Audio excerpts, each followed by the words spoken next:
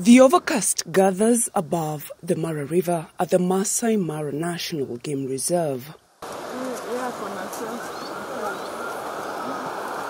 signaling the return of the rains after a prolonged drought.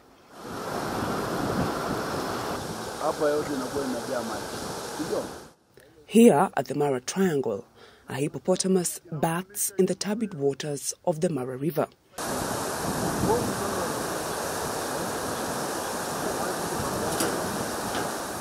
The great wildebeest migration is months away, and the waters have brought with it reminders of how harsh the dry spell has been, not just to the humans living along this river, but to the wildlife too.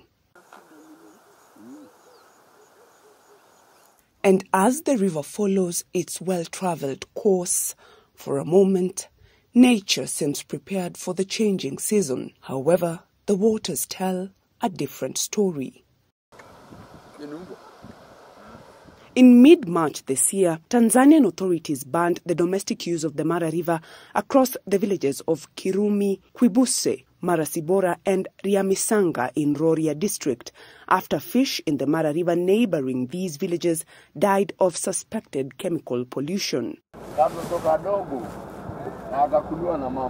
When Tanzania reported chemical pollution along the Mara River, we came to Narok, to the Masai Mara National Game Reserve. We are here to see how human activities on the Kenyan side of the Mara River contribute to the overall health of the river. The Mara River here is fed by a network of seasonal rivers, underground waterways and creeks.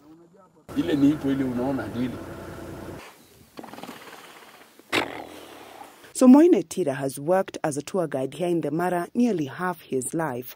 He was born in Talek, one of the settlements neighboring the Masai Mara Game Reserve. He says the seasonal rivers here provide much relief to the aquatic wildlife, like hippos and crocodiles in their pools, especially during the drought.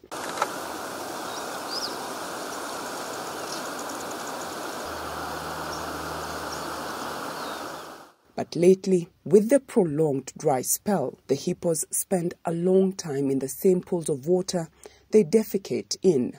And as a result, the pigment on their skin has started fading, leaving them with marks of discoloration. So Moine says the black, smelly water is harming the hippos. There are no camps that are built along these rivers, no. It's simply because of the population of the hippos is becoming high. So as you have seen from the previous hippo pools that we came across, you have seen a lot of hippos turning, albinos. And the reason being is, I think, because of the kind of the chemical reaction that is within the water when the water becomes stagnant.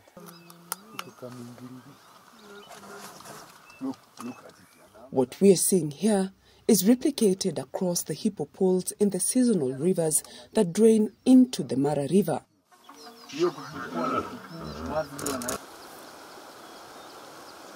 We're at the double cross inside the Masai Mara National Game Reserve, and this is the intersections between rivers Ntiak and Olare Orok, which also are tributaries that go to Talek River, a main tributary of the Mara River. This is an international waterline that supports millions of livelihoods in Kenya and Tanzania.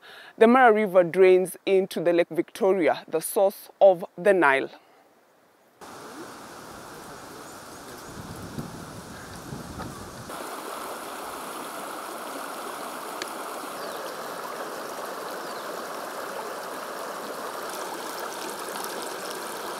Upstream in Talek, pockets of this river show just how much this river is important to residents, from household chores to domestic use. Parts of it too have been soiled by human waste and litter, and residents say over time the waters of Talek River have grown toxic. Actually, initially when we were young boys, I know Talek very well. We used to go there and drink water directly, and you can see the living organisms moving around. But nowadays, the water is so turbid that you cannot see it. We have been experiencing so many challenges due to population pressure. Many facilities encroaching the rivers, growing up uncontrolled facilities. So there is a lot of pollution going in. But as a community, we have been creating this awareness for people to know that, you know, when you pollute the water, the environment is also polluted. I remember back in 3 years ago, we had some problem with the fish just dying. And I think this is as a result of the pollution of the water. When the water levels of the Talek River recede and reveal its bed, sand harvesting, like these batches we've been able to see harvested by the sand harvesters earlier on in the day, is the main economic activity along this key tributary of the Mara River. Also, the community bring their livestock to this river to drink its waters. The sand harvesting along the Talek River is unregulated, and it has come at a cost, especially to the tourist facilities on this side of the Masai Mara Game Reserve. This activity clawing into the riparian areas and has forced some camps to demolish their structures due to flooding during the long rains when the water levels of the river rise. Sana. Hapo tuko saa hii kwa hiyo hoteli ambayo inaitwa Mara Leisure, tayari hizi tent kama 7 haziwezi lalwa na wageni kwa sababu hawa watu wanaingia usiku na hawana nguo na kupiga kelele na kutoa hiyo mchanga.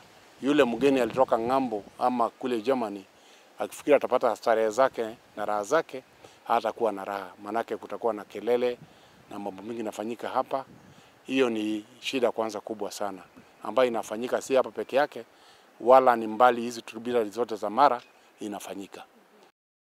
There is also a feeling that inside the reserve, the camps being built are just too many, and with no defined sewer line, pollution from human waste is inevitable during the peak season.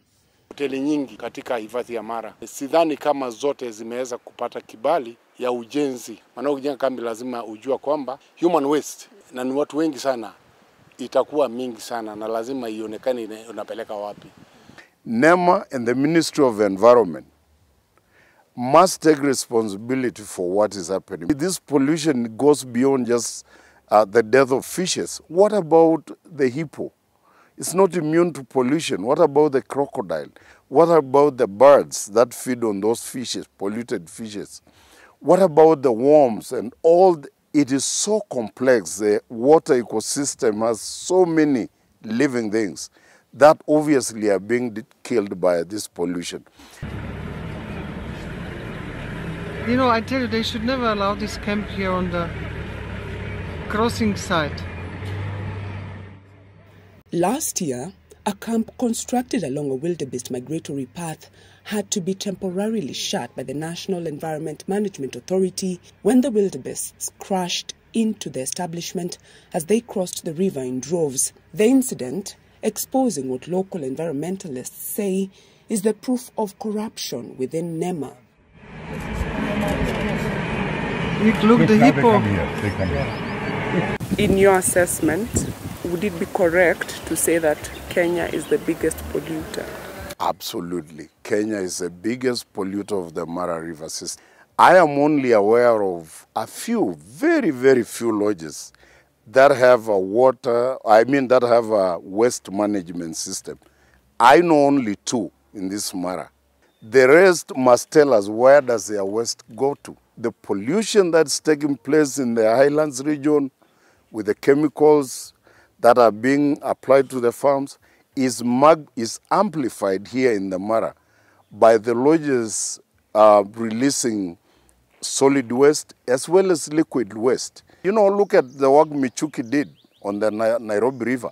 If we had similar efforts being put towards other river systems, towards, say, the Serengeti Masai Mara ecosystem on our side, I think that we will see a very big change. So, the policies are there. I agree that we have very good policies, we have very good laws, but the implementation of these laws has never been the national priority. We want the government to start implementing environmental management and protection laws very, very, very seriously. The government, however, denies the problem is as bad as environmentalists say. In the follow-up to this incident, NEMA says it has since carried out an audit of all the camps in the Masai Mara National Game Reserve, but declined to provide the audit report when we sought them out. However, the Water Resources Authority says most of the pollution in the Mara River Basin in Kenya is from agricultural activities upstream. We do the monthly, quarterly water quality monitoring at various stations. So we collect the data, both on quantity and quality. Regularly, monthly, even have automatic stations that collect the data.